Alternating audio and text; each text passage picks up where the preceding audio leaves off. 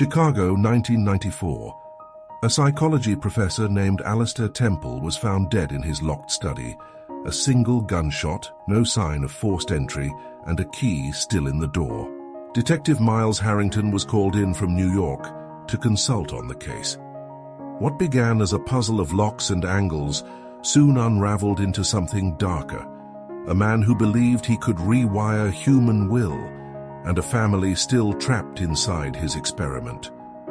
They said the house was quiet after he died, but the walls on Eden Street were built to remember.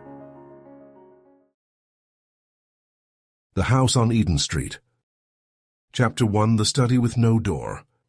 The house on Eden Street had the kind of brick that absorbed winter. It was March in Chicago. The snow turned to grey slush along the curbs, and the lake breathed a cold that gnawed. The house didn't care who entered. It swallowed them the same way. It had a grated stoop, a brass knocker shaped like a lion's head, and a cane-thin doorbell that sounded like a hotel's apology. The body was in the study, which everyone called a study because calling it the room where Dr. Alastair Temple played God would raise eyebrows on a police report. A glass transom window, a keyed lock, and a single narrow sash window that looked like a slit in a bunker. No broken glass, no scuffs, no signs of forced entry. Dr. Temple was found slumped in his leather desk chair, head tilted back, a ribbon of dried blood tucked under his temple like a bookmark. The Glock on the floor 5 feet away, one bullet lodged in the wall between a diploma from Stanford and a framed rendering of a human brain, with every lobe inked like a map. Detective Eva Mallory met me at the gate, the collar of her wool coat turned up, a cigarette dissolving between her fingers. "You're the New York import," she said, like the city had stamped me at customs. "I am," I said, "Miles Harrington. I've seen your name on memos. Professor Temple taught manipulation for a living. Locks are the least of what he could rig. He a professor or a magician? Depends on whom you ask." She flicked ash. "Wife says suicide, daughter says murder. Housekeeper says God punished him. I say locked room, and I hate locked rooms." We stepped inside. The house smelled faintly of oranges, like someone had tried and failed to cover a stronger odor. Bleach? Orange oil furniture polish? The hallway was a museum of tasteful restraint. Family photographs in black frames, a baby grand piano with its lid closed like a secret, a bowl of keys by the door, as if the dead man had, in life, collected entry. The study door was shut, a brass key still turned in the lock on the inside. Mallory crouched, pointed to the gap under the door. Useless. No thread, no string. Crime scene cleared the vents. No crawl space. Windows latched from within. We even measured dust on the sash. Consistent. He was alone in there. People are always alone when the worst thing happens to them, I said. It slipped out. Mallory didn't glance at me. Maybe she'd heard worse. In the study, Dr. Temple's work glared from the shelves, texts on behavior, suggestion, operant conditioning, compliance theory. A thin tape recorder sat on the desk under a green-shaded lamp. Its cassette door was open, empty. That felt wrong. There was a round wet ring on the blotter where a glass had sat. The tumbler itself crystal, heavy rim-smeared sat on a coaster. Mallory nodded toward it. Scotch, trace of something else, labs running it. I looked at Temple. Mid-50s, good suit, good hair. The posture of a man who had won his arguments for decades. A single bullet wound near the hairline. If it was suicide, the angle was awkward. People rarely contort to die. A white silk cord lay across his lap like an abandoned idea. The gun on the rug 5 feet away pointed toward nothing. No obvious prints. "Who found him?" I asked. "The housekeeper, Zofia Szymanski. Came at 8 like she always does. Said his wife never sleeps in the same room if they've had a fight. They had a fight." Mallory tipped her chin at the wall clock. "He was last heard alive at 10 p.m. by the daughter. Wife says she went to the guest room. Housekeeper arrives at 8, finds the door locked, peeks through the transom with a hand mirror, sees the professor slumped, calls us. We break through. He's gone cold. I examined the transom. Old latch. Fresh scratch on the paint, very faint, like a fingernail caught there. The kind of thing you could ignore and regret later. I took note anyway. We talked to the family in the sunroom, a white spare place with wicker chairs, and a devastating view of the dead winter garden. Dr. Temple's wife, Lorna, sat with her ankles crossed, the kind of blonde they cast as Grace under fire. Only she wasn't. The Grace had cracks, spider veins of anger under the skin. The daughter, Mara, 20, maybe 21, had the quick eyes of someone who doesn't forgive easily. The housekeeper stood behind them, hands folded, eyes on the floor like she was praying for someone else. "Mrs. Temple, I'm sorry for your loss," I said. "Are you?" she said flatly. "Or are you here to tell me my husband staged an elaborate goodbye? Was he the type?" "He was the type to stage everything." Mara's mouth twitched. "He wouldn't kill himself," she said. "He was too curious. He thought even God was a hypothesis." Zophia's soft, accented voice. "He made experiments." "What kind?" I asked. Lorna cut in. "He studied suggestion, hypnosis, repetition, how to make a person do something against their better nature. He used to say there was no such thing as free will, only the illusion of it. Can you imagine being married to that?" I could, actually. It sounded like living under a sky that changed color when he wanted. "What did you fight about?" Mallory asked. "Money," Lorna said promptly. "Funding. The university froze his grant because he crossed a line." "What line?" "Human subjects," Mara said. Her face was a white flare of contempt. "He used people. He used me." "Mara," Lorna warned. "No," Mara said and looked at me. "He used me when I was 12. A series of memory tasks that weren't memory. He set triggers, words that made my heart race, sounds that made me feel sick. He wanted to prove he could imprint fear the way you teach a dog to sit." Mallory scribbled. I listened. It was the sort of thing that turned a family into the petri dish of one man's ambition. "Did you see him last night?" I asked Mara. She nodded. "I brought him tea. He never drank it." "Why not?" "Because he said he could taste when other people touched his glass." Her smile was a sickle. "The joke is that he loved control and died in a room designed for it." "Who has keys?" I asked. "To the study?" "Only Alastair," Lorna said. "He wore it on a chain." "Where is it?" Mallory asked. Silence. Lorna and Mara looked at each other. Zophia's eyes flicked to the bowl in the hall. Empty. The chain was not around the body's neck, either. I had checked. "Mara," Lorna said quietly, "where is your father's key?" Mara blinked. "I don't know." I looked again at the people in that sunroom. The widow who hated being curated, the daughter who had been curated, the housekeeper who knew where the bleach was kept and felt the house change shape in my mind. Eden Street was not a road. It was a parable. Locked rooms are never really locked. They are built, like all prisons, out of pride and ritual. Someone had learned the ritual of this one, and someone had taken the key. As we left, I paused in the study, stared at the empty cassette deck. These men record themselves. They need to hear themselves later, like proof. Somewhere in this house a tape was hiding, holding a voice that believed it could never be ended. I wasn't looking for a murderer yet. I was looking for a listener. Outside, Mallory lit another cigarette. "So New York," she said. "Suicide?" "No," I said. "This is a performance. We just don't know who the audience is." "And the trick? Making us believe the door matters."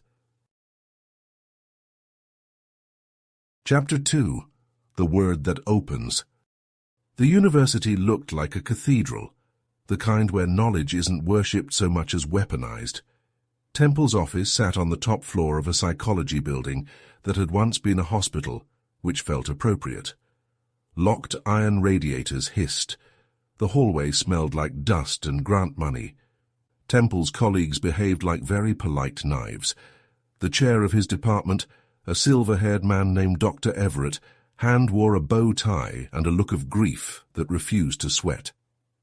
"It's a tragedy," he told us. Alastair was brilliant, irascible, a purist. He liked the math of behavior. The clean lines. Humans are messy. He didn't like messy. Messy like consent? Mallory asked.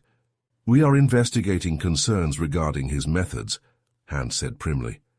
The board suspended his research pending a review. Concerns from whom? I asked. Students, mostly. He adjusted his bow tie, careful. And a clinician who consulted on a series of protocols, Dr. Nadia Klein. We found Klein in a clinic room with 2 chairs and a mirror that was either for observation or for breaking. She had the surgeon's stillness of a person who had already made harder decisions than we were going to ask of her. Dark hair pulled back, eyes like she'd seen storms in people and kept a ledger. Dr. Klein, I said, you raised concerns. I raised alarms, she said. Temple blurred the edges. He was supposed to use volunteer subjects under specific scripts. He didn't trust scripts. He wanted improvisations. He liked to plant words and see where they grew. Plant words? Mallory asked. Anchors, Klein said. You pair a neutral word with a physiological response, fear, calm, hunger over and over, until you can pull that response up with the word alone. It's not magic, it's conditioning. But with human minds, trauma complicates it. Sometimes it sticks. Did he ever use family as subjects? I asked. Klein studied me for a beat. You've met his daughter? Yes. He justified it as applied research. He called it contextual imprinting, the idea that the strongest bond is the most potent channel. I called it exploitation. Why did the university freeze his grant? Mallory asked. Because I told them to, Klein said. She did not blink. A student had a panic episode in his lab after he used a trigger word without consent. She ran into a wall, split her scalp. He wrote it off as hysteria. I wrote it up as negligence. Do you have any reason to believe someone would want him dead? I asked. Klein leaned back. I think people wanted him stopped. Sometimes those are the same thing. On the way out, a flyer on the bulletin board snagged me. A student newspaper headline, Ethics Review on Dr. Temple's Study. Below it, a photo of Temple almost smiling in that tight, simultaneous apology. And dare you see in men who think they've earned the right to be indefensible. In the corner, a thumbtacked index card with 4 typed words. We're all suggestible, darling. A joke? A valentine? A threat? Hard to tell. The font was from a typewriter, antiquated or deliberate. Back at Eden Street, Zofia let us in. The house had changed. Grief sours the air differently each hour. Lorna was upstairs. Mara wasn't home. Zofia hovered. May I look through his records? I asked. She nodded, hesitant. Mrs. Say yes, just careful. I was careful. I'd learned long ago that the way you touch the dead's things is a form of testimony. In the study, I opened drawers with my fingertips, read the tabs on file folders. One caught me. Eden Keys. Inside, photocopies of keys, notes on lock models, diagrams of the house. A man who catalogued his fortress. Oddly, one photocopy was missing the study key. A square of paper where a key's silhouette had been, torn out on a jagged diagonal. I found a small cassette case wedged behind a row of books, a cheap black plastic thing with a handwritten label, Eden 3. The tape itself wasn't there. Another absence. The house was a parade of missing. Zofia brought tea without being asked, set it down like a sacrament, then lingered. Mr. Temple say we are all stories, she said quietly. He say the trick is who does the telling. Was he kind to you, Zofia? I asked. Her eyes flicked to the ceiling, to where Lorna might be moving slowly through a wake of her own. He paid on time. He liked the house clean like a new hospital. He did not like spices. Do you have your own key? I asked.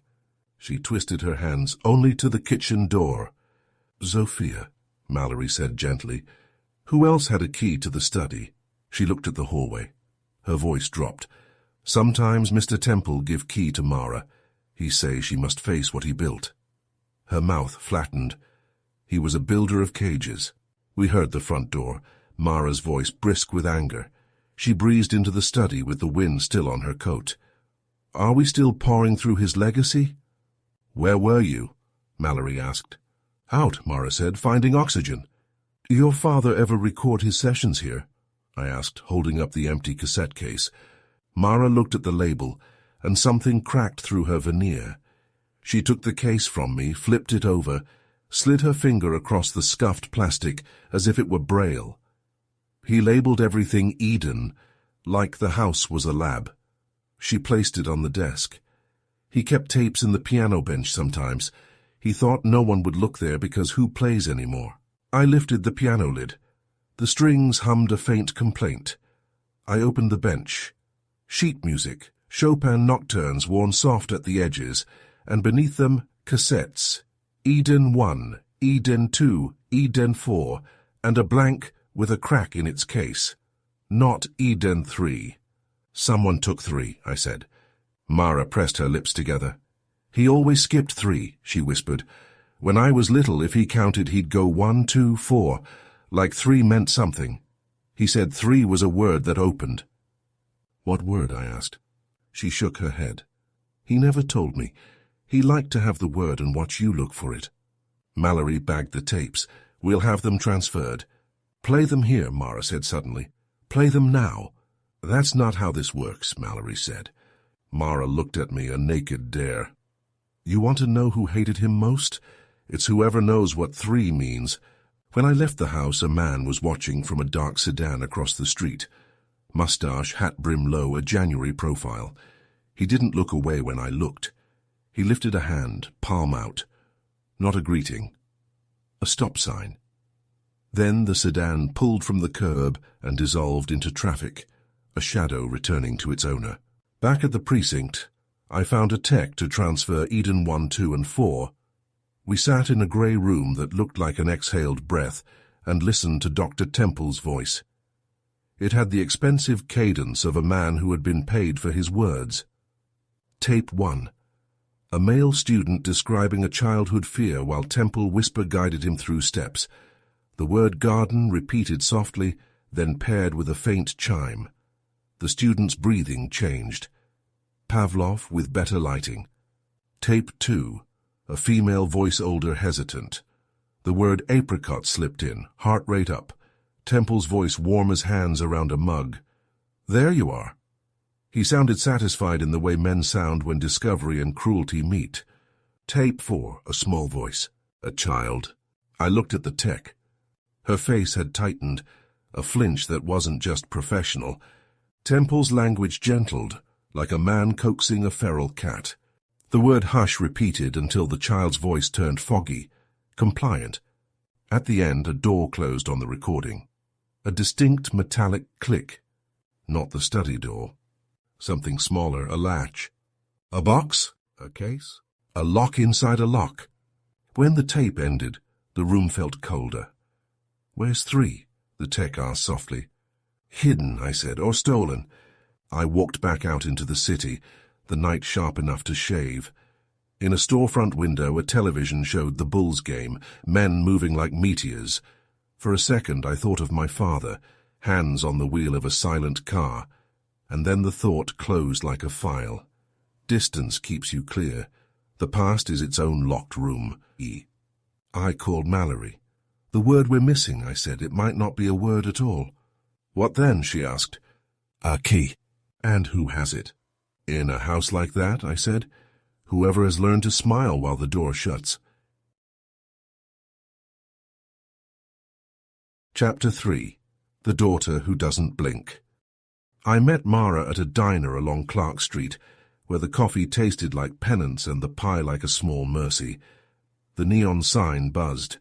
A Cubs pennant drooped over the register like a tired boast. She sat in a corner booth with a line of light knifing across her face, and when I slid in, she didn't bother with pleasantries. Did you find it? She asked. Find what? Whatever he hid. He hid many things, I said. Narrow it down. The part of me he kept, she said. He always kept something. If it wasn't a truth, it was a piece of a memory, a word that could get under my skin and live there. Tell me about last night, I said. She stirred her coffee until the spoon clinked, a small mechanical heart. He called me into the study at 9, said he needed me to witness something. She snorted. He loved witnesses, said truth was an audience sport. He read me a paragraph from one of his papers, asked me to note how I felt. Then he asked me to hand him the blue folder. He said, "Hush," 3 times. I felt sleepy. It's hard to explain. You know the sensation when a teacher says your name and you wake up within your own body? Like that. I got angry. I told him to stop using me. He said he couldn't help it. I was the purest channel. Did he mention a tape? Her eyes hardened. Eden 3, she said, not a question. You know it? I know it exists. She took a breath that looked like it hurt. When I was 14, I found a list of cassette labels on his desk, 1 through 8. Next to 3, he'd written, Mara, Threshold. I didn't know what it meant. When I asked, he smiled without his eyes and said, "That's the day you learned never to leave a door half open." Do you remember the day? No, she said, which is, I suppose, the point. The waitress delivered pie like absolution. Mara didn't touch hers. The diner door jingled and the mustache from the sedan walked in, sat at the counter, ordered coffee. He didn't look over. He didn't have to. You feel a watching the way you feel weather. Your father had enemies, I said. Everyone who needed an apology he never offered, she said. Start with my mother, at the university, stir in a few students, a few parents. He called vulnerability a lever. People don't forgive being turned into levers. Your mother loved him? Mara's smile was ancient. My mother loved the version of herself he invented. Where were you between 10 and midnight? She met my stare. Are we doing this dance? Yes. On the back porch, she said. Smoking. Listening to the city. The house creaks like a ship at night. I heard him moving in the study at 10. I heard my mother's door close. I heard Zofia put the kettle on timer. At 10:30, I went upstairs and locked my door and slept, like someone who had stopped believing in exceptions. The mustache paid and left without glancing at us. Outside, a light snow began, the flakes turning the street into television static. Back at Eden Street, I asked to see the study again alone. Lorna didn't like it. I feel inspected, she said, standing too straight in the doorway. I have given you access to my grief. Please don't redecorate it. I need 15 minutes, I said. She watched me cross the room, all my movements loud against her silence. I examined the desk again. The blotter had a raised impression beneath the top page. Someone had pressed hard while writing. I lifted the sheet, held the next page at an angle to the lamplight, read the ghost of a note. Apricot garden hush. The inkless words rode the paper like bones under skin. Beneath them, door 1003. Then a scribble, a man's frustration or discovery. Lorna, no. Mara, yes. I looked at the bookshelf near the window. The volumes were arranged by topic and height like a control freak's prayer. On the top shelf, a gap where something thin had been removed, an envelope, a pamphlet, a cassette. Dust crisped at the edges of the absence. Fresh. I took a chair, stood on it, peered along the shelf top. There, lodged behind the stacked spines, a small brass object, a luggage tag. I fished it out. Rectangular, with a keyhole-shaped cutout. Engraved with a name, Nadia. I turned. Lorna was in the doorway, pale with a fury that had cooled into stone. She saw the tag, and her mouth did something complicated. Ah, she said. Her. Dr. Klein? I asked. She was his conscience with lipstick, Lorna said. He brought her into our home to dress his guilt. I let her. Fools do that. We curate our own humiliation and call it hospitality. Did you know he kept her name in his study? I asked, holding up the tag. I knew he kept her number in his pocket, she said. What does a tag say, Mr. Harrington? That someone who travels likes to be found. When did you see her last? Last week, Lorna said. She returned a book. She always returned his things with a precision that felt like mercy or a threat. Mara appeared like a verdict. She took in the tag, her mother's expression, my stance on the chair. This is theatre, she said, all of it. Maybe, I said, but theatre still needs a script. In the kitchen, Zofia polished the same glass for the third time. Sometimes Dr. Klein come, she murmured. They talk soft, like a church.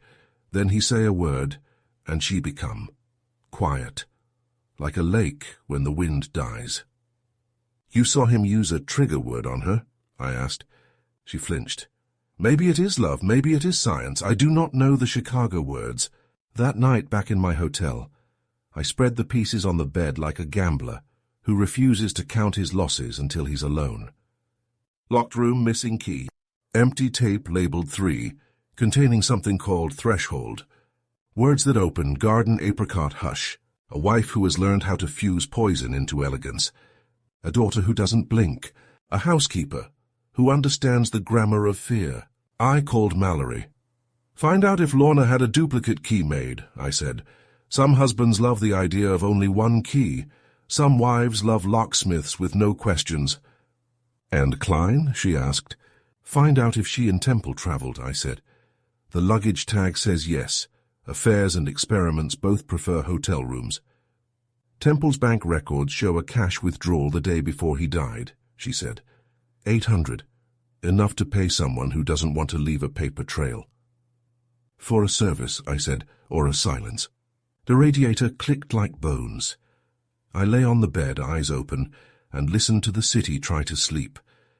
In the hallway, someone argued softly, the way people do when the thing they're fighting about is bigger than the words they have. Somewhere, a siren drew a sharp line through the night, then disappeared. I dreamed of a small room with a door that had no knob, only a number, 3. A child's voice said hush, and the door opened inward like a mouth. When I woke, the phone was ringing. Mallory. We found a locksmith, she said, no hello. Came by Eden Street last month at Lorna's request. She told him she'd lost a bureau key. He made a duplicate off a sketch. The man remembers because he thought it odd to copy from a drawing. A bureau key, I said. Or, Mallory said, a study key that a woman sketched from rage. Did he keep records? He kept a receipt, she said. Paid cash, signature L. Temple. I dressed fast. The sky over the lake had the pale of a bruise that would darken by noon. Outside the hotel, a newspaper headline shouted about a teacher's strike and a runaway alderman. Cities keep multiple stories alive at once. That's their magic and their cruelty. On Eden Street, the Lion's Head door knocker looked amused. Inside, Zofia's eyes looked like the weather had moved indoors. Mrs. gone to lawyer, she said. Mara gone. Where? I asked. She say to find a word, Zofia said softly. She say the house keeps saying it and she will make it stop. I went to the study alone. The lock clicked behind me with the soft precision of a machine that has been worshipped. I tried the transom latch. It moved easily, humming in my hand. I looked at the sash window. Dust like ash along the latch, unbroken. I sat in Temple's chair, put my hands where his had been, and tried to think like a man who believed a door was a sermon. On the inside frame, near the brass strike plate, a tiny smear of something dark, almost invisible. I scraped it with a clean blade and lifted it to the light. Wax. Not candle wax. Something harder. I thought of sealed envelopes, of stamps, of rituals. A performance, I'd told Mallory, and every performance needs rehearsal. When I left the house, the sedan was back. Mustache leaned out the window, eyes flat. Mr. Harrington, he said. A word. Which? I asked. Garden, apricot, hush? He smiled without humor. Detroit, he said. I like that one. Keys and throats, real poetry. You've been listening, I said. Everyone listens, he said. Fewer people here. Stop digging the family. You'll get yourself buried in their backyard. Who sent you? I asked. He tipped an imaginary hat. The city, he said vaguely. She protects her own. He drove off, leaving the exhaust to finish the sentence. It said, You're not the only man who knows how to pick locks. As the taillights bled into the grey morning, I tasted something on the back of my tongue like a word I couldn't place. Maybe the city itself was the trigger, old and hungry.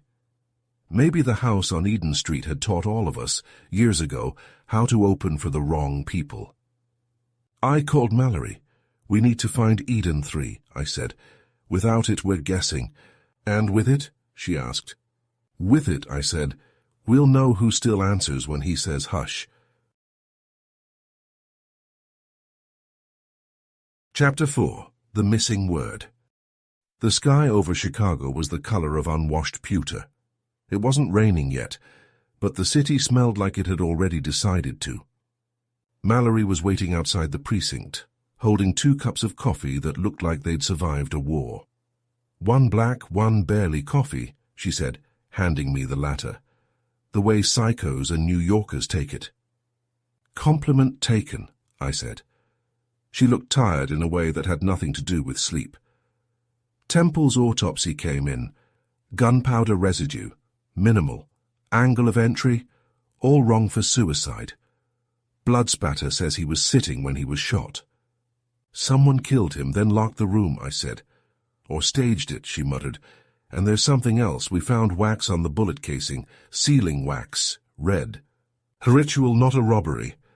Whoever did it wanted to stage something. She reached into her coat and held up a small plastic bag. Inside, a cassette labeled Eden 3.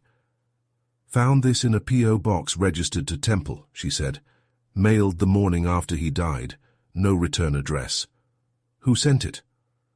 Postal clerk says a woman. Blonde, gloves, paid cash. Lorna? She says she was home all morning. Mallory's brow furrowed. No proof.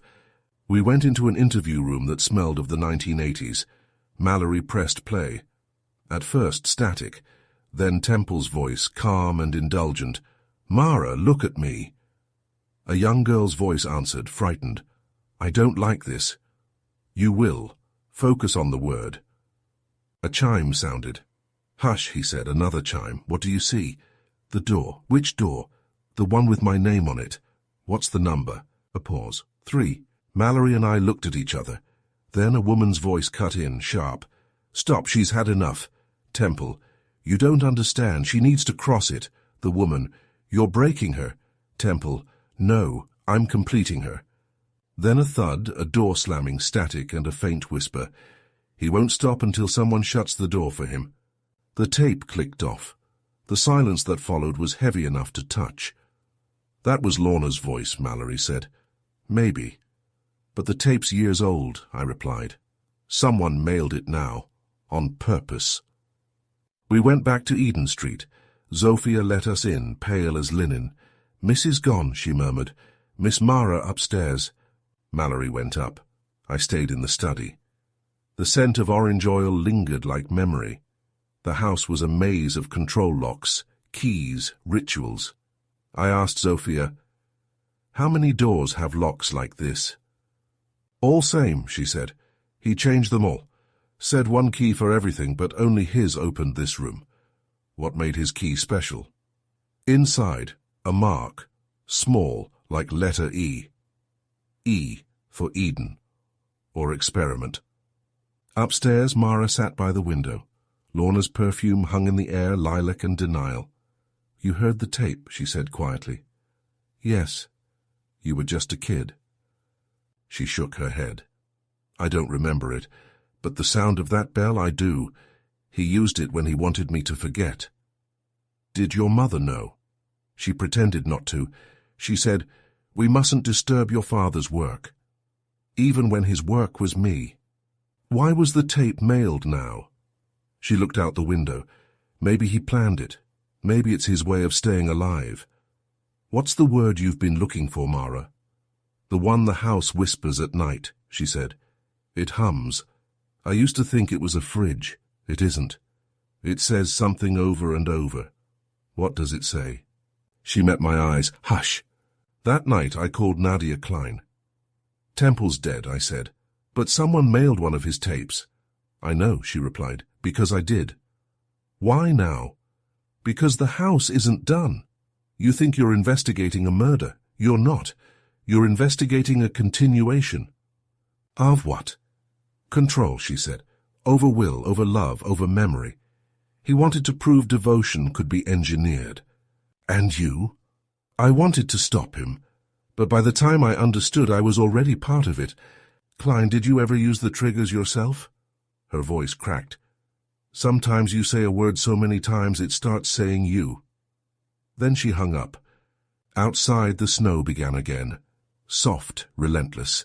The kind that hides more than it buries. And I thought about that voice on the tape, the one that whispered, "He won't stop until someone shuts the door for him." Maybe he hadn't stopped at all. Maybe he'd just changed who held the key. Chapter 5. The Third Door. The storm over Lake Michigan hadn't moved. It had only changed moods. The rain was gone, but the air still held static, heavy and electric, like the city hadn't quite exhaled. Dr. Nadia Klein's brownstone sat on a narrow street of quiet trees and peeling brick, a place where old promises came to rot. She opened the door before I could knock, framed by soft lamplight, eyes tired but alert. It wasn't welcome so much as resignation.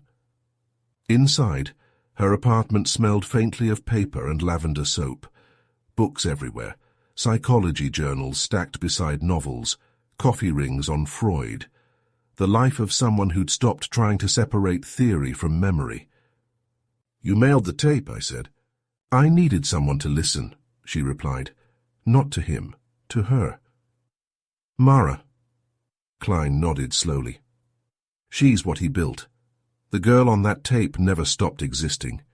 He rewired her fear, obedience, dissociation. I tried to undo it, but he made her believe forgetting was love. "And you?" I asked. She smiled without warmth. "I was young. I admired him. Everyone did. He had that kind of charm that made cruelty sound like genius. By the time I realized what he was doing, I was already part of it." A low hum filled the silence. I looked through the window. The same dark sedan that had been tailing me since Eden Street sat across the road. A man behind the wheel. Still. Watching. "You expecting company?" I asked. Klein stepped closer, saw it too, and went pale. "That's his car. Temple's Lincoln. He sold it to a friend, but he kept the spare keys." The headlights flicked on, washed across the curtains, then vanished down the street. "He used to sit out there after we fought," she said. "Said he liked to watch how long I could ignore him." "That's control," I said. "That's obsession," she corrected. At the precinct, Mallory had spread out Temple's autopsy photos beside lab reports. "Barbiturates," she said. "Enough to knock him halfway to sleep, not kill him. So he was groggy when he died. Probably never saw the gun raised." "Which means someone drugged him first," I said, "then staged the scene." "The wax we found on the bullet casing," Mallory added. "Not candle wax, theater wax, the kind used for props." "So it wasn't suicide," I said. "It was choreography." Mallory sighed, and whoever choreographed it knew every move in his life. Someone in that house. "Or someone who lived in his head," I said. The next morning I went back to Eden Street. Zofia opened the door, eyes ringed with red. "Mrs. not home," she said. "Miss Mara sleep." The air inside was cold, the kind of cold that holds memory. I crossed the study, counting steps, 4 across, 6 deep. On the 6th, near the far wall, a floorboard gave. I crouched, pried it loose, and found a hidden compartment. Inside, a small cassette player and a folded note. "If you're reading this, you've already opened the wrong door. 3 means memory, and memory means punishment." I pressed play. Temple's voice filled the air. "Nadia, you think I don't know you've turned Mara against me. You think I can't rewrite what you rewrote. The word she'll remember isn't yours. It's mine. The third door isn't hers, Nadia. It's yours." Then the chime. "Hush," he whispered. The tape ended. The sound of that single word hung in the room like smoke that wouldn't clear. Behind me, floorboards creaked. Mara stood barefoot in the doorway, hair tangled, eyes hollow. "You shouldn't be here," she said. "Neither should you." "You opened it, yes. Then it's too late." "What does that mean?" She looked through me, voice thin and shaking. "He said, when I remember, it will all end." "What will?" Her lips moved. "Everything." Then she whispered it. "Hush!" Her body went rigid. A faint tremor passed through her. Then she folded in on herself like paper, collapsing to the floor. I carried her to the couch. Zofia rushed in, clutching her apron, eyes wide. "What happened?" She said the word, I told her. It triggered something. Mallory arrived 20 minutes later, lights flashing against the window. "What the hell happened?" She said the trigger word. Temple conditioned her mind to shut down when she hears it. "So he didn't just break his family," Mallory said. "He built his legacy inside them." "Or he built his heir," I said quietly. That night, I played the tape again in my hotel room, letting Temple's voice leak into the dark. Beneath his words, barely audible, was another voice, a woman's furious trembling. "You'll never own me." Then a gunshot. Someone had recorded the moment he died. And I finally understood. The locked room wasn't designed to keep anyone out. It was built to keep the rest of us in.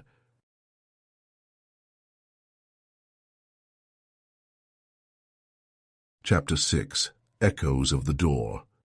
Morning crawled in grey and half-hearted, the kind of Chicago light that never quite wakes up. I'd spent the night in the chair, Temple's voice looping through my head like a sermon with no end. When the knock came at 8, I already knew it was Mallory. She handed me a coffee and a look that said there was more bad news than caffeine could fix. "Zofia's gone," she said. "Didn't show up to work. Took her coat and her keys. No one's seen her since last night." "The housekeeper?" I asked, though we both knew she was more than that. Zofia was the silent witness, the kind who knows when to speak and when to disappear. Mallory took a sip from her own cup. "She and Lorna visited a locksmith a few weeks ago. Paid cash. Said they needed a duplicate key for a locked cabinet. The guy remembers them because the wife corrected every word the housekeeper said." "Lorna controlling the narrative again," I said. "And the cabinet, let me guess, wasn't a cabinet." Eden Street looked worse in daylight. The snow had turned to grey slush, and the house stood there like it was ashamed of itself. Lorna opened the door, wearing a silk blouse and calm detachment. When she saw us, she didn't blink. "Detective," she said. "Or is it a condolence call?" "We're here because Zofia's missing," Mallory said. "She's gone?" Lorna's tone didn't crack. "She probably quit. Can't blame her." "She took her coat," I said. "And your key." Lorna's eyes twitched. "There are plenty of keys in this house. My husband liked control, remember?" "Yes," I said, "and control tends to leave fingerprints." The study was still sealed off, but crime scenes fade fast once the body's gone. Dust had already begun reclaiming the place. I crouched near the patched bullet hole in the wall, tracing the faint paint line. Something metallic caught the light along the baseboard, a thin brass key small enough to be forgotten. I pried it out. The engraving was faint but clear. K. Nadia Klein. I pocketed it. Her office looked smaller in daylight, too. Grief shrinks everything. When I showed her the key, her reaction wasn't surprise. It was inevitability. "You found it?" she said. "It was hidden in the wall of his study. He wanted me to." She nodded. "Of course he did. He planned for this conversation." She pulled a small wooden box from her drawer and opened it. Inside was an envelope sealed in red wax, the same mark I'd seen before, a capital E. "I found this on my porch 2 days before he died," she said. "No return address. Why didn't you open it?" "I've learned never to unwrap gifts from him," she said. "Curiosity is how he gets in." I broke the seal. The scent of orange oil rose from the paper. "You think you can unmake what I built, but the girl carries all of us now. The trigger is buried deep, and it's beautiful. When she remembers, you'll understand. A.T. He's saying she's the vessel," I said, "that he lives on through her." "He's saying none of us ever left his experiment," Klein whispered. "We're still in it." Mallory called late that evening. "We found Zofia." "Alive?" I asked. "No," she said. "Union Station. Gunshot to the chest, a rosary in her right hand, a brass key in the left, engraved L." "Lorna," I said. Surveillance caught them together yesterday afternoon. They argued. Zofia left first. Lorna left 20 minutes later carrying a pharmacy bag. We found it in her kitchen trash. Sleeping pills. Zofia's prescription name on the label. So Lorna fills a script in Zofia's name, drugs her husband, and someone else finishes the job, I said. Maybe, but the bullet that killed Zofia doesn't match Temple's gun. Different caliber, cleaner shot. Which means someone's cleaning up. I couldn't sleep. So I went back to Eden Street just after midnight. The air was brittle, the kind that makes even silence sound loud. Inside, the house was darker than before, like it had closed its eyes. The hum was faint at first, not the refrigerator. Something deeper, steadier. I followed it through the hall until I reached the study. It was coming from behind the bookshelf. I shifted the shelf an inch and found a small reel-to-reel recorder wired into the wall. A label on the tape. Eden 9. I pressed play. Mara's voice came through, soft but fractured. He said the experiment ends when I finish it, but I don't know what that means anymore. Then Lorna's voice, shaky. Maybe it means he's gone. No, Mara whispered. He's still in me. He's waiting for me to say it. What word? Lorna asked. Silence, then the sound of breathing and the faintest whisper. Hush, the recorder clicked off. Behind me a sound like a sigh. I turned slowly. Lorna Temple stood in the doorway, half in shadow, a revolver in her hand. Her face was calm, almost gentle, the calm of someone who's already rehearsed what comes next. Mr. Harrington, she said softly, you should have left the door closed. Her eyes looked strangely alive, not angry, relieved. For a long moment no one moved. The house seemed to hold its breath with us. You killed him, I said quietly. Her lips curved in something like a smile. No, detective, he's still here, you just can't see where. And I realized she wasn't talking about ghosts. She was talking about the idea of him, the control he'd built into every living person who ever loved him. The echo of the door still hummed through the floor, and in that moment I wasn't sure which of us had opened it. Chapter 7. The Woman with the Gun. She held the pistol like she'd been waiting her whole life to do it. A revolver, slim, polished, expensive. The kind of gun that wasn't bought for protection but for poetry. You shouldn't be here, she said quietly. You don't understand what he started. I'm trying to, I told her, but you keep changing the ending. Her eyes flickered, sharp as glass. Endings are easy. It's the middle that ruins people. Put the gun down, Lorna. You sound just like him, she said, the faintest smile ghosting across her mouth. I'm nothing like your husband. That's what he said about his father. The study was small enough to taste the tension. I stood by the desk, hands open, trying to look like a man who didn't want to die. Tell me what happened that night, I said. You already know. I want to hear it from you. She exhaled, slow, deliberate. He was drunk, sitting at his desk. I could hear the recorder spinning.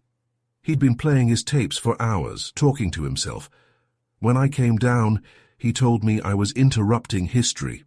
Go on. He said he'd found the perfect proof that he could make anyone do anything, even die. Her voice cracked. He told me he could prove it before morning. And then? I left him there, went upstairs. But later I heard the chime. He always used that bell when he wanted me to come. The one from the tapes? She nodded. When I got there, the door was locked. I looked through the glass and saw him slumped over. I thought it was suicide. It was easier to believe that. She moved closer to the window, the gun never wavering. But then the letters started arriving, she said, every few days. The same word over and over. She reached into her coat and handed me a folded sheet. It was typed, the word hush printed 27 times, each one slightly crooked like a voice trying to steady itself. They came from Chicago mailboxes, no fingerprints, no notes, just that word. Did you keep them? I kept them because I couldn't stop reading them, she whispered, because a part of me believed he was still giving orders. The house shifted. the floorboards above us creaking. "Who else is here?" I asked. "No one," she said too quickly. A second later, footsteps on the stairs. We both turned. Mara stood at the landing in an oversized sweater, hair wild, eyes too calm. "Mum," she said softly, "you were going to tell him, weren't you?" Lorna froze. "You should be in bed." "You were going to confess," Mara said. "That's what you do. Trade secrets for sympathy." "Stop!" Mara's voice grew louder. "Did you kill him or did I?" The air split open. Lorna's grip faltered just slightly. "You were asleep," she said. "You heard the shot, but you didn't see. I went down to confront him. He said he'd never stop. I pulled the trigger. Then I locked the door so the world would think he'd done it himself." Her voice broke, trembling under the weight of it. "I wanted peace. I wanted him gone." Mara stared at her for a long, cold second. Then she whispered, "You're lying." "No," Lorna said, tears streaking her face. "I'm telling you what happened." "You're telling me what he told you to say." For a moment no one breathed. Then a sound broke the silence, a soft mechanical click from behind the bookcase. We turned as one. The recorder hidden in the wall had switched on by itself, and Temple's voice filled the room, smooth and deliberate. "You see? Even now, they obey." Lorna gasped, the gun lowering slightly. "Congratulations," Temple said. "The experiment concludes when truth becomes irrelevant." The recording stopped. Lorna backed away like she'd been struck. "He planned this, every word." "Yes," I said. "He still owns the room." Mara took a slow step back toward the stairs. "He doesn't own me." "Then prove it," I said. She looked at me, a single tear trembling on her cheek. "You think this is about ownership? It's about inheritance." And then she turned and ran up the stairs. By the time I reached the second floor, her door was open and the window wide. The wind poured in, cold and bitter. Curtains snapped like ghosts. On the desk was a single sheet of paper, typed in the same old font. The third door is open now. Mallory's sirens were already screaming down the street when I came back down. She burst through the door, breathless, eyes wide. "Where is she?" "Gone," I said. Mallory looked at the empty window. "Gone where?" "Where he told her to go," I said quietly. "The experiment isn't over." She stared at me. "You think she killed Zofia?" I shook my head. "No. She's doing what he trained her to do." Mallory frowned. "Which is?"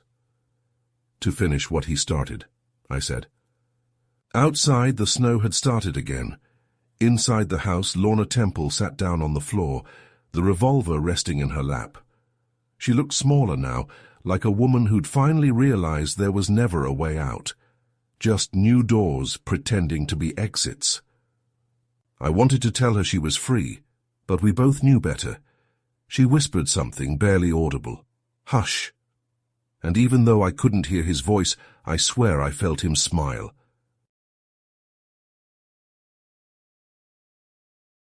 Chapter 8.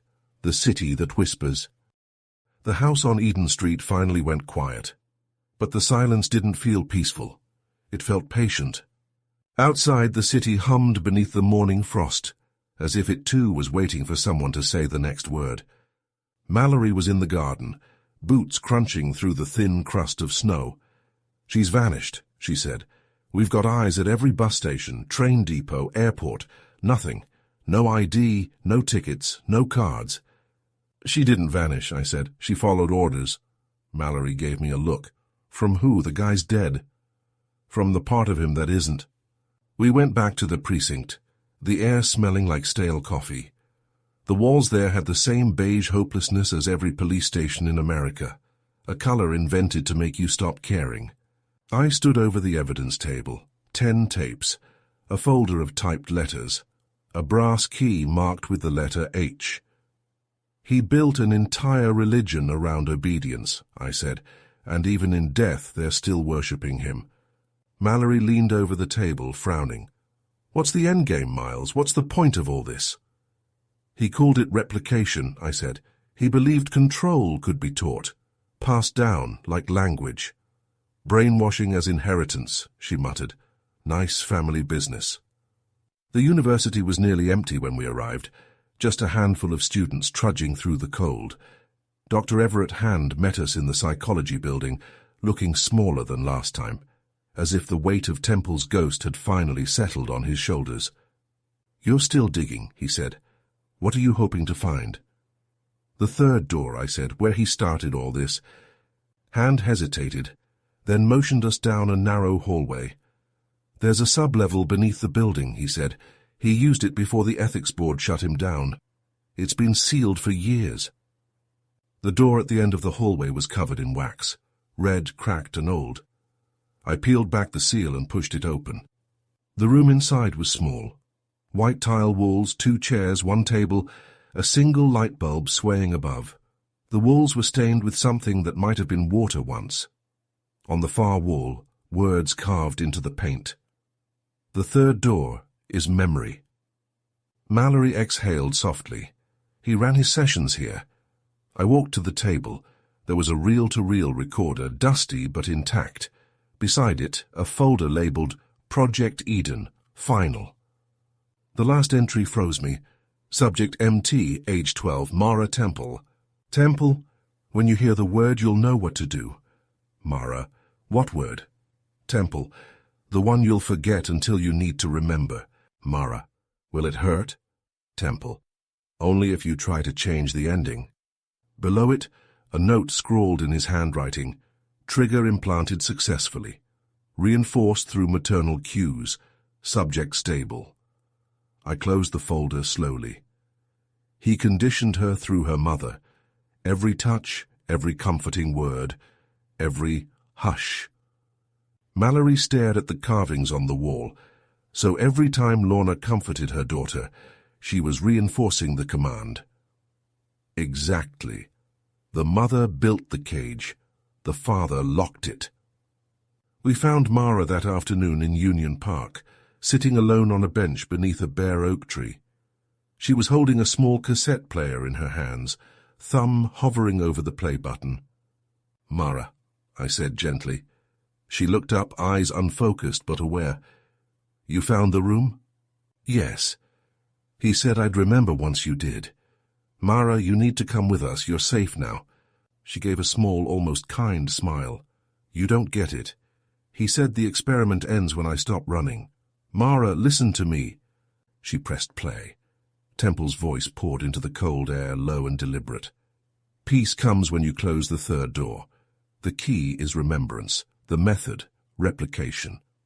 A single chime followed, that faint metallic tone that had haunted every recording.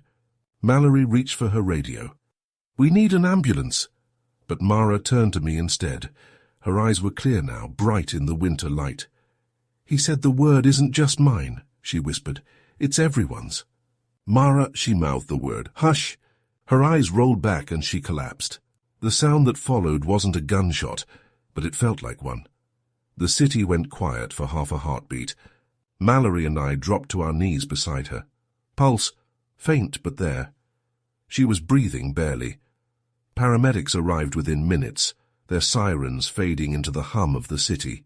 They carried her away, a blur of red lights and white snow. I stayed behind on the bench, staring at the cassette player lying in the slush. The label had smudged from the snow, but I could still make out what was left of the handwriting. Eden 10, Replication Test. Mallory picked it up with a gloved hand. You think she's finally out of it? I watched the ambulance tail lights fade into the traffic. No, I said. I think she just passed it on. That night back in my hotel room, I sat on the edge of the bed staring at the new tape. I should have destroyed it, I didn't. I pressed play. Temple's voice came through, calm and intimate, like he was sitting beside me. If you're hearing this, then you've already opened the third door. Congratulations, Detective Harrington. I froze. He had said my name, the room went cold, the tape hissed, then clicked off. I stared at the player for a long time, my reflection faint in its plastic surface. Maybe the experiment had never been about Mara. Maybe it had been about whoever came next.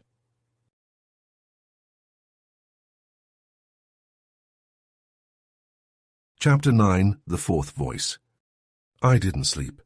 The tape kept looping in my head, the voice too smooth, too knowing. He'd said my name, not detective, not listener. My name. I'd never met Alastair Temple in life, but somehow he'd reached through death and found me. I played the tape again. Static, then his voice. Calm, deliberate, terrifying in its precision. You'll wonder how I knew. You'll assume coincidence or madness. But the truth is simple. People like you, Miles, are predictable. You mistake curiosity for control. The tape clicked off, but the echo didn't. I stared at the player. The bastard had written himself a ghost. Morning came, washed out and thin. Mallory sat across from me at a diner that hadn't cleaned its coffee machine since Reagan. "He recorded you?" she asked. "Not me," I said. "The idea of me. He predicted someone like me would come. Someone who couldn't walk away." Mallory stirred her cup, unimpressed. "So what, we're dealing with a psychic sociopath?" "No. A behavioral scientist who believed every human thought could be pre-programmed, including mine." She frowned. "You're telling me the guy predicted your exact words?" "Not words," I said quietly. "Reactions." At the precinct, the case board looked like a funeral for reason. Names, arrows, photographs, the word hush scribbled in red across the center. I traced a line between the three women at the heart of it all. Lorna Temple, Nadia Klein, Mara Temple. "He had 3 subjects," I said. 3 doors, but he always talked about replication. That means there's another stage." Mallory leaned against the desk. "Replication of what? Murder?" "Obedience," I said. "He wanted to prove that control could pass from one person to another, like a virus. So the infection spreads every time someone tries to stop it," she said slowly. "Exactly. And we've all been trying to stop it." By noon the hospital called. Mara was awake. She'd asked for me. When I arrived, she was sitting up in bed, pale but alert. Her eyes had changed. No longer scared, no longer clouded. Just tired. "I remember everything," she said. "Tell me." "He made me say it," she whispered. "Every night before bed, the word. He said it would keep me calm, but it made me hollow. Then he told me stories, about things I'd done that I hadn't. He said memory was a trick, and he could rewrite mine if I let him." Her voice wavered. "He was right. I forgot what was real. He made me forget that he hurt us." "And the night he died?" She closed her eyes. "He called me into the study, told me it was time to finish the experiment. He handed me the gun, said it wasn't loaded. He told me to trust him." "And you pulled the trigger." Tears slid down her face. "But it wasn't loaded, it clicked. I dropped it and ran, then I heard the shot." She looked up at me, eyes sharp now. "She was there, Nadia, I remember her voice. She said, 'You can't own people forever.' Then the shot." Mallory was waiting in the hallway. "You believe her?" "I do," I said, "and I think Klein killed him. She already confessed." "She confessed to stop him," I said. "Not because she was guilty. She killed him to end the experiment. But in doing it, she became part of it." Mallory sighed. "So where does that leave us?" "With one question left," I said. "If the experiment was replication, who's running it now?" We found Nadia Klein in her clinic, sitting at her desk, calm as if she'd been expecting us. She didn't flinch when we entered. "You found her," she said. "She remembers everything," I replied, "including you." Klein nodded, almost relieved. "Good, then maybe it's finally over." "Not yet.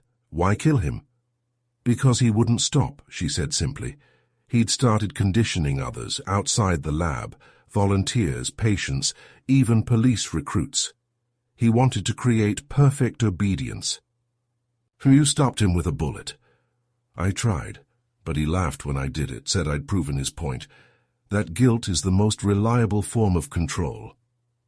Mallory crossed her arms. "So you're confessing?" Klein looked straight at me. "You still don't get it, do you? He didn't die. Not really." "What do you mean?" "He's in here." She tapped her temple. "In everyone who listened. That's how replication works." "Words can't infect people," Mallory said. Klein smiled faintly. You think so? Then why do you remember them? She leaned forward. You heard the word, didn't you? I froze. You heard it, she whispered. Hush! The world tilted. The hum of the fluorescent lights flattened into one long tone. For a second, the room felt smaller, like it was closing around me. Then Mallory's hand grabbed my shoulder. Miles, hey, you okay? I blinked. The sound faded. Klein was watching, smiling like she'd just confirmed an equation. You see, she said, it's still working. Mallory ordered the uniforms to take her away. Klein didn't fight.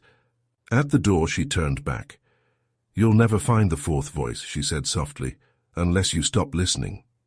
What fourth voice? I asked. She smiled. The one telling the story. Then she was gone. That night I sat in my car, the city bleeding red and gold. On the seat beside me lay the tapes, 10 labeled, 1 not. Faded pencil across its back read, Eden 11, continuation. I stared at it, hearing his voice in the dark. Men like Temple don't die, they just wait for someone to press play.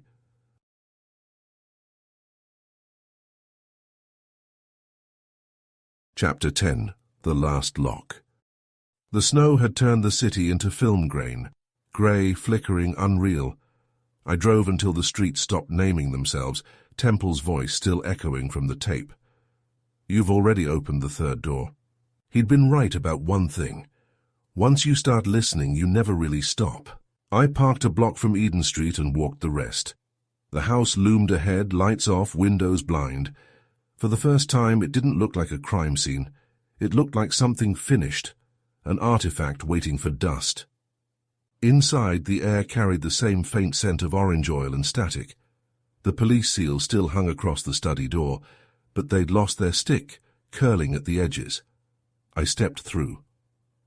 The room hadn't changed. Desk, piano, empty chair. But the silence was different, thicker.